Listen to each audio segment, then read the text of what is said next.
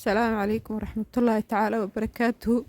walaalyaal Soomaali maxamed meel ay joogaan ba waxaan ka codsanayaa gabadheeda 6 bilood ba Liibiya ku dhibaataysan tahay agoon weeyaan aabba ma laha arxan iyo isirtoona ma haysto Ethiopian ka soo cararay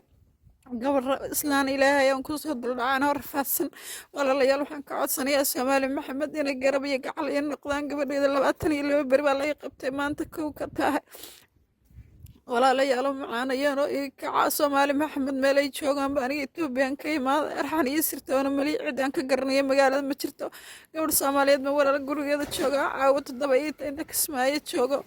walaalayaal Soomaali maxamed ii kaca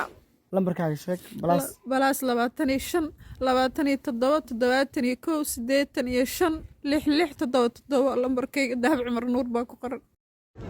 hooyo maanta dadka waa la iga soo saaray ka fiican oo qabow oo mukayf iyo maraxawadaan ay keenay maanta cuntii biyo waa la siiyo kacadkayga hiisaaka iyo cadkaan isugu imaa dharka xataa way iga bedeleen nimankan iyaga ballantay qaadeen way ka soo baxeen idinka ballanta ay qabateen inaad ka soo baxdaan inaad ka soo hormarisaan moogii gadaalo